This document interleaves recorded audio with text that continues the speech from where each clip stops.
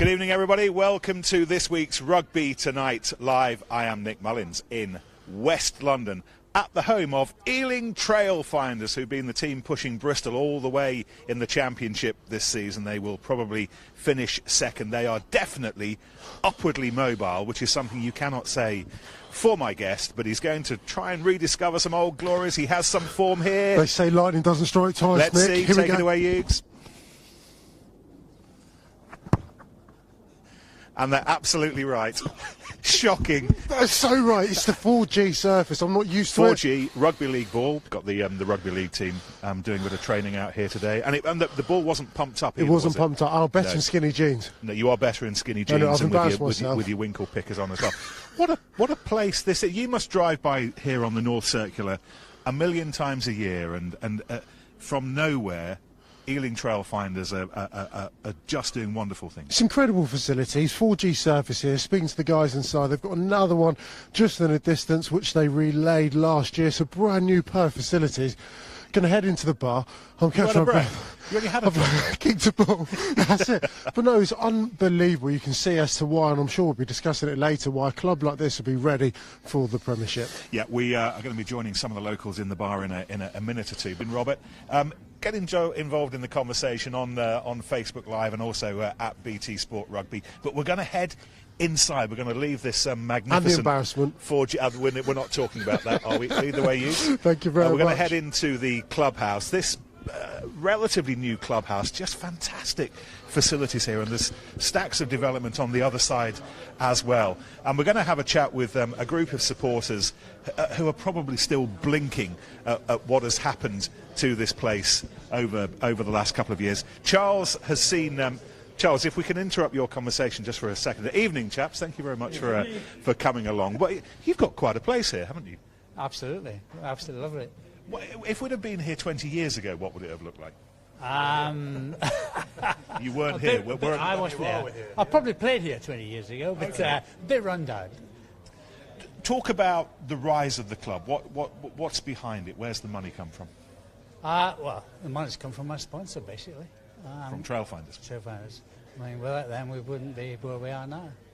It's sort of risen from the ashes, really, if you go way back. Do you have to pinch yourself a little bit? You finished second behind Bristol this season, who will be in the Premiership next season. Yes, yeah. We do have to pinch ourselves every week, really. You look around and think, good heavens. Look where we are. And when we think about, it's just not the pros, it's the amateur sides as well. They're doing very well. Hugo, who have you got? Yeah, Nick, you just mentioned it just there. He finished second in the league behind Bristol, who are fully locked and loaded for the Premiership. I mean, we've seen the infrastructure. The bar itself speaks volumes. It's wonderful just to be here. But how far off do you think this club is from being a sustainable Premiership fixture? About £700,000 a year. You and about 11 other clubs in the Premiership, but finance aside, because you've got the infrastructure, we've seen the 2 4G pitches, you've got a bar, enthusiasm, a brand now. But I mean, I'm sure we're going to talk about it in a short while. But this whole notion of ring fencing, where exactly do you sit on it? Well, I mean, ring fencing, from our perspective for this club, is not a good thing because we're so close to the going up. But the other side is it good for rugby? I mean, all of a sudden you're going to ring fence, 12 clubs, maybe 14 clubs, and that's it, no movement. I come from the U.S. where we come over and we see the relegation system and we think it takes a little while to get it, but once you get it, you think, oh, that's brilliant. That's how it's supposed to work.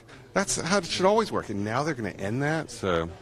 I don't know. I don't think it's good for rugby. I mean, what do we think? I'd like to know what other people think about is that the general view in the stands in the clubhouse on Saturdays? I don't think so. I don't think we're looking for ring fencing. I don't think it's a way forward for rugby. I think it potentially could be the way forward for a few of the elite clubs, but I think it just cuts off the rest of the leagues, and it changes your ambition because it thwarts your ambition. It stops you from thinking about moving forward. So no, not for me. I'm going to ask this question without necessarily assuming that you will know this answer, but if Ealing had won the championship this season, do they have the facilities to go up? Is this place Premiership ready? I think we're getting close to it. I think we were in a situation last year where we were in the playoffs, in the semi-finals of the playoffs, and we didn't go up. And we made a conscious choice and we said we were not ready. But I think the idea is that won't be the case forever. We're going to move towards getting ready to go up. So yeah, I think we're getting very close to it now. And the last thing we want to do is have the rug pulled from underneath us, and prevent us from actually making that move. Because I know you are not a fencing man, are you? You're not one to build walls. I'm certainly not. And do you know what? That statement, and I think is built even stronger because of being at places like here. I mean, I've been here all of just a few hours, and it's obvious to see as to why the ambition of this club. I'm not sure how long you've been here as a supporter. How long have you been here? Around about 10 years. About 10 years. Did you ever envisage a club like this potentially being in the Premiership? So I've seen it from Division 2 South and moving up through the divisions, and a spell in the Championship, which was almost immediately followed by bouncing back down to Division 1. But then the last few seasons we've been fairly consistent and steadied our position in the Championship. So we've gone from strength to strength in that, and now we're sort of title contenders. Question for you now. You get yourself promoted into the Premiership next year. Would you be in favour of ring fencing and needing that security, that 5-year project to be able to stabilise? Let's have a survey. Let's have a little Maury poll here. You are a representative sample. Hands up, the season after you win promotion, who'd be in favour of ring fencing? Is that how you feel? I'd agree with my colleague. I think it's that ambition, it's that goal for a lot of clubs to try and achieve that. So I think taking that away would be a shame. A couple of more questions for you from Facebook. Joe Napper may well be playing Worcester Warriors before too long. What do you make of them signing Duncan Weir today? It's a superb fixture, a superb signing for them. I've played against Duncan Weir, know exactly what he brings.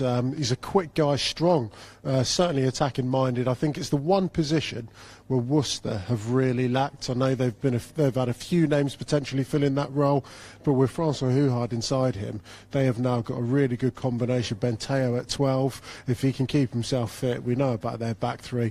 A very good signing from Worcester Warriors. Talking about the ambition of this place as well, and we know, talking to one or two in the know here tonight, that they are very serious about getting Joe Simpson back to West London from Wasps.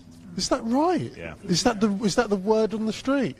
Well, you certainly got the finance to be able to afford someone like. It's unofficial. Oh, it's not official. No. Well, we're making it official. Okay, we'll make it official. It's a beat. Neither do we, to be honest. But if you say it with confidence, then a BT Sport exclusive suddenly starts to gather legs. Well, there you go. He's a West London Well, there you boy. are. That is it. Who's going to make the top 4 spots? I think the top 4 will remain as it is. I think it's going to be too difficult for anyone else to sneak into it. Sale play against Newcastle, clearly they've harbouring ambitions and hopes, but someone's going to take points of someone this weekend. Leicester are peaking right at the right time. Exeter and Saracens have pretty much gone a massive game for Wasps this weekend. They win this weekend, and I think that's your top 4. Sale against Newcastle at Kingston Park, Leicester against Northampton at a sold-out Welford Road, and Saracens against Bath on Sunday. What we have to bring you on BT Sport this weekend, and who knows, before too long we might be back here in West London following Ealing Trailfinders in the Premiership. How many seasons do we give it? What do you reckon? One more season. So you're confident of London Irish going down next year, wanting to bounce back, that you've got the squad to be able to... Yeah, I'm not sure. A bit like flipping an awful lot of the managers at the moment and the directors of rugby. I'm not sure that losing Kennedy was the right idea for Irish. I think that might throw him into a little bit of a mix, and I'm not sure they'll come down as strong as Bristol are going up. So we've been right behind Bristol's tails all the way through this year. Couple of erroneous results that probably didn't help us, but I think both times against Bristol we acquitted ourselves well. So when we're up against the big boys, I think we play well. And I think next year with Irish coming down we'll do exactly the same, but maybe with a slightly better result. There we are. Thank you so much for inviting us into your plush Palace tonight, and I really hope it isn't. The Premiership. It isn't. Let's hope that it's not too long before you are indeed in the. But for the meeting, you got Hartbury on Saturday, haven't you? So still Championship business to attend to. Huge game here. So if you're in the area, if you're in West London, just pop off the North Circular and come and support Ealing Trailfinders on Saturday against Hartbury. If you'd rather stay at home on your sofa, then we've got those 3 games that we've already talked about. And Rugby Tonight back in the studio. No Champions League football to worry about next week, so we're back in our own little palace. But it was a poor start with your drop goal, but it got better and better talking to these boys. And the beers are lined up, so it will continue to get better and better. Thank you for tuning in, and we'll see you at the weekend. Cheers.